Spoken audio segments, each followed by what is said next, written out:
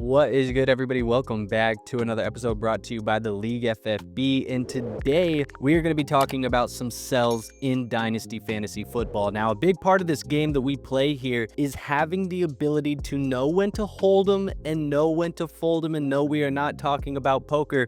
We're talking Dynasty Fantasy Football trade markets. And that's what we're going to be trying to do today. Maybe a couple of players that if I had them on my teams, I would be trying to pivot or down tier or move these players because I just think that their values are a little bit too high in the consensus market. So without wasting any more time, let's hop into today's video and let's start talking about these sells.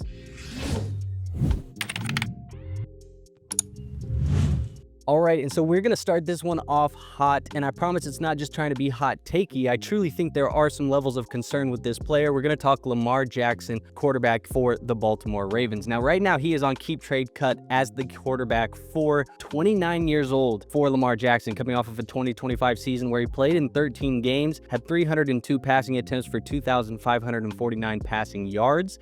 Also had 21 passing touchdowns. But the big part for Lamar Jackson for me in 2025 was 349 rushing yards, which was significantly lower than the last previous couple of seasons for him. 17.1 fantasy points per game, good for the quarterback, 15 from a points per game metric. And I think, like I said, the reasons for concern for him are the lack of rushing that we saw in 2025. Those numbers were almost 3 times lower than what we saw in 2024. He obviously was battling with some injuries. That is also a little bit of a worry for me right now, because are we going to start seeing some of these injuries start tacking onto Lamar Jackson as he gets older, as we've seen those years of rushing kind of get tacked onto the body there for Lamar? And I do think there's also some potential risk for him with a new coaching staff here in Baltimore, maybe a little bit of a change in how they run their offense. There's risk with that right now. We don't really know who's going to be the hire at the time of this recording. And as I said, 29 years old as well. So, as you get older, do you not run as much? Is there a little bit more added risk for some of those injuries that you've already suffered last season because you're a little bit older now?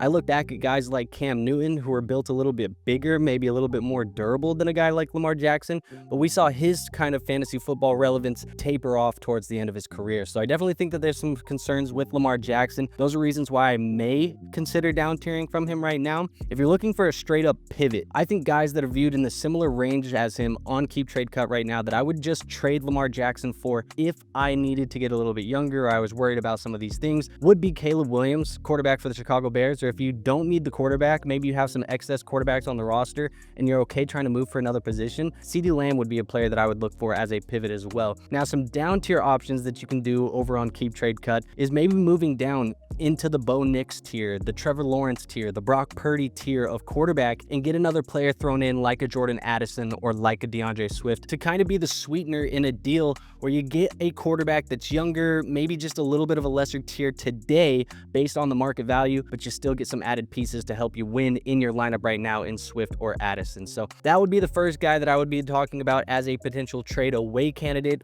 One more that's going to be a big name and is probably going to make people kind of gasp at it is going to be Jonathan Taylor, running back for the Indianapolis Colts. Now, he's keep trade cuts running back 6 at the moment, currently 27 years old and coming off of an awesome couple of seasons here for Jonathan Taylor. Back-to-back top 10 finishes at the running back position in 2024 and in 2025. In 2025, he played in 17 games, had 323 rushing attempts for 1,585 rushing yards, added 46 receptions for 378 receiving yards, and 20 total touchdowns this year. 21.3 fantasy points per game, good for the running back 4. Now, the reason why I'm moving Jonathan Taylor should be fairly obvious. He is 27 years old. The running back age cliff typically hits around ages 28 to 30. Now, with the running back, him coming off of this year as high as it was in production, I think you can move a year early and get out on top, where we're almost at peak value on a guy like Jonathan Taylor. So not necessarily a guy that I think is a must sell, but if you're trying to be savvy and you'd rather be a year early than rather be a year late on Jonathan Taylor, I think right now is a potential time to sell on him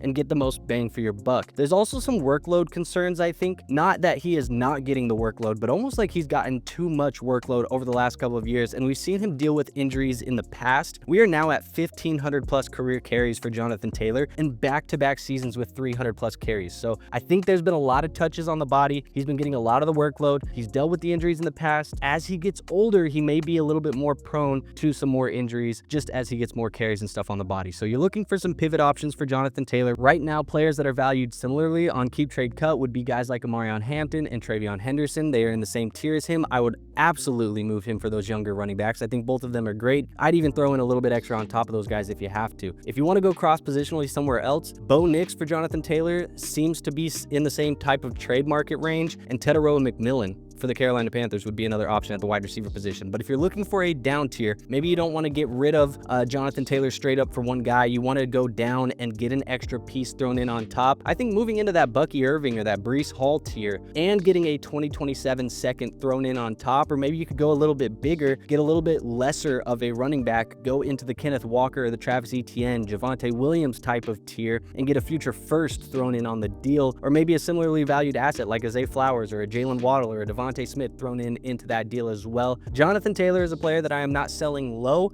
I'm trying to sell high or at market value. I am not going to sell him below market value right now because I do still think he has some value over the next couple of seasons, but I do think we are at the peak of where his value could be over the next 2 to 3 year window, and I do think we should be trying to get out maybe just a little bit early if we can get that market value or get above market value in our dynasty trade market. So let's move on to the next player that we're going to talk about. For me, it's going to be CJ Stroud, quarterback for the Houston Texans. Now, he is currently Keep Trade Cuts quarterback 15. He's 24 years old, coming off of a 2025 season where he played in 14 games, had 423 passing attempts, 3,000 passing yards, and 19 passing touchdowns. Now, we know CJ Stroud doesn't do a lot on the ground with his legs, really kind of a 200-yard rusher per year for the majority of his career. This year, he averaged 15.5 fantasy points per game, which was 20th at the quarterback position, just a little bit of a step forward from last year where he was 13.7 at 28th. Now, I think we've seen a little bit of a lack of production following that breakout rookie season from CJ Stroud. That's quite obvious. As a rookie, 18.7 fantasy points per game, 7th in the NFL.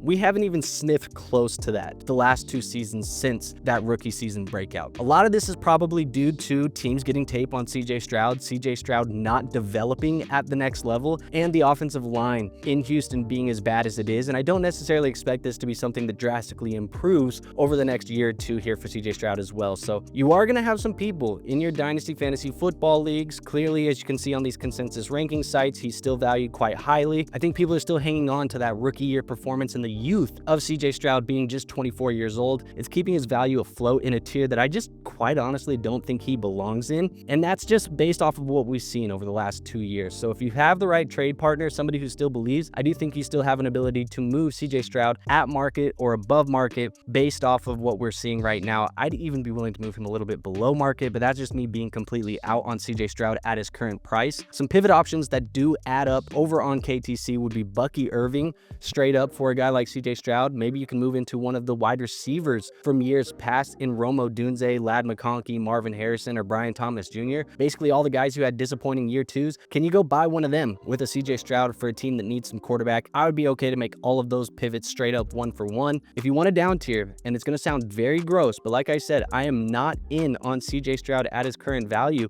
I think you could down tier him far enough into a tier of Daniel Jones, or maybe a JJ McCarthy, or maybe a Kyler Murray, in a tier of quarterback like that, where I still believe these guys are going to be starters next year for their team. They do still have some rushing upside. Guys like Kyler and JJ McCarthy and Daniel Jones obviously all have the rushing upside as well. But in the tier down like that, you would be able to get a player thrown in like a DeAndre Swift, maybe a Jordan Addison. Maybe you can get a 2027 second round pick thrown into the deal. I'm looking for the plus to go down and get a player like that because I don't think that they're really that far off from a production standpoint. I mean, we've seen Kyler Murray and Daniel Jones outproduce CJ Stroud over the last couple of seasons at times. It's not obviously been for a full season, but in spurts. I'm down to make one of those moves. It's gross for CJ Stroud, but I just don't really see it getting much better for him over the next couple of seasons unless he somehow has a miraculous bounce back. I just don't see it in the cards here for CJ Stroud though. Now let's move on to one of my first of 2 wide receivers that I would be trying to sell out on right now, and it's going to be Michael Wilson, wide receiver for the Arizona Cardinals, who's currently 25 years old, going to be 26 going into next season, but KTC's wide receiver 29. And he's coming off of a breakout season here in 2025 where he played in 17 games, had 126 targets, 78 receptions, 1,000 receiving yards, and 7 touchdowns, finished with 13 fantasy points per game, which which was the wide receiver 16 in that type of fantasy points per game format. Now, this could have been a breakout, but to me, it also looks like an outlier season. You look at the other years, really was not seeing more than 500, 600-ish yards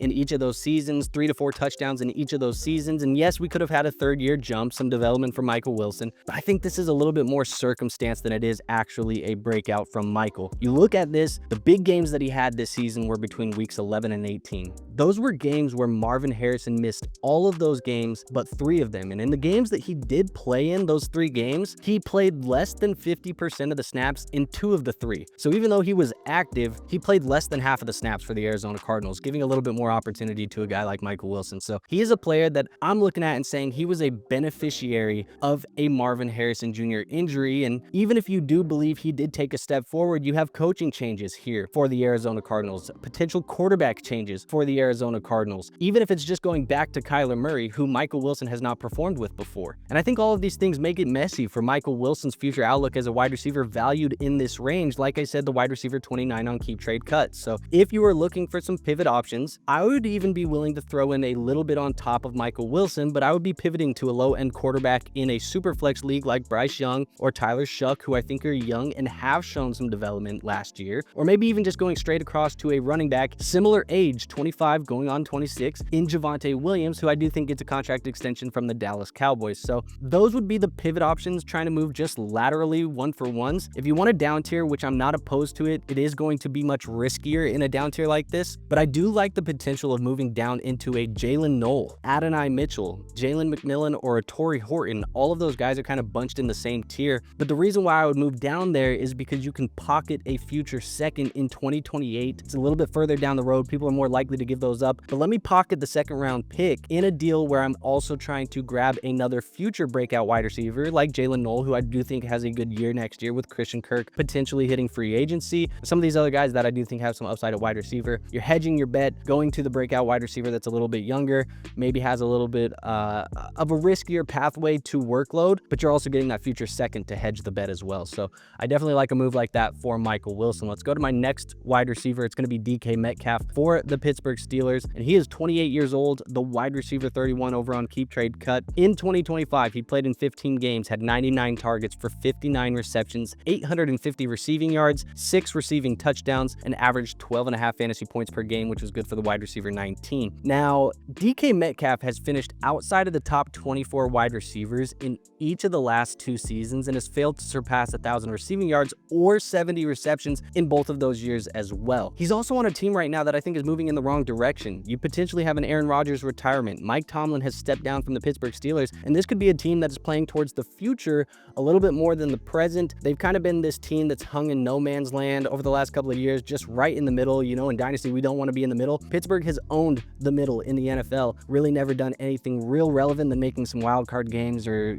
9-8 seasons. And that is not necessarily a team that I think is going to look at DK Metcalf and say, you know what, he is going to be the long-term future solution for us at our wide receiver position. I know they paid him, but the new staff, the new regime is going to come in and say, maybe that was last staff's mistake. He's also going to be in an age bucket here that I think is a little bit weird because he's going to be 28 years old. Like I said, he's not going to be viewed as one of those young upside wide receivers anymore. And I think people are going to start to move him into that weird age range that I talk about between 27 and 29 years old, where most dynasty managers look at you like, you're not old, but you're almost old. And because of that, I'm going to devalue you a little bit. I think that's kind of the range for DK Metcalf as well. So I'm trying to get out of him while I can. Some pivot options, guys that I think are in a similar price range that I would definitely try and move for, would be Xavier Worthy. I will just re-roll my DK Metcalf into Xavier Worthy, take the Mahomes and the Chiefs offense, take the youth in Xavier Worthy, and hope that he kind of gets it figured out there, because I think they're similar producers. One of them is just a lot younger. And I would also try and move for a late 26 first round pick, especially early in the offseason right now while that pick value is suppressed. We've talked about a lot how people don't like this 2026 class, me included. I think I would still take the late first just to have the liquidity instead of DK Metcalf and have the ability to maybe move that down the road as we get to the combine, pro days, the NFL draft, people get a little bit more excited. Maybe that pick sees a little bit more value, and I at least can get somebody to buy a draft pick rather than buying DK Metcalf. If I'm looking for a down tier option, there's a couple guys I think that are just a little bit lower than DK in rankings. You can still pocket something, but I'm talking about some guys like Jacoby Myers, Jaden Reed, and DJ Moore. I think those guys are just a little bit valued below DK Metcalf, and if I can move to those guys, I'm just trying to pocket a draft pick in 2027. It could be a third, maybe it's a late second, depending on your league size, your league format. I think more likely a third. Most people don't seem to be enthused about DK Metcalf right now, but I'm okay taking and pocketing any 2027 draft pick for the most part, as long as we're not talking like a 4th or a 5th round pick. Who cares about those for the most part? But at the end of the day, I'm trying to grab a draft pick, or if I can get a flex piece to throw onto my bench, in my lineup, whatever it may be. Maybe a guy like Darnell Mooney, Malik Washington, Cedric Tillman. Those are guys that I think would probably add up and make the value fair. But trying to get those 2-for-1s here, where I can just move down out of DK Metcalf, pocket a draft pick, or pocket a flex play that can help me get some points in the lineup next year. Those would be some moves that I would make. So there you have it though. That is 5 players that I am trying to move right now early on in the offseason, while people are still looking at last year's numbers and not necessarily looking ahead towards 2026. Guys like Lamar, Jonathan Taylor, DK Metcalf, Michael Wilson, all of these players I'm trying to get out on right now if I had them on my roster. So hopefully you guys can make some of these moves. Hopefully I gave you some trade ideas that'll help you get some movement in your leagues as well. As always, if you found something today informative, entertaining, and or actionable, do me the favor and hit that like button. Also, make sure you guys are subscribed. We're trying to get to 10,000 subscribers this summer. Dynasty content coming all year round, 24/7, 365. So make sure you're tapped in and go join our free Discord. We do have a free Discord linked in the description. So with that being said, nothing else for you guys today. We will see you on our next episode. But until then, peace out.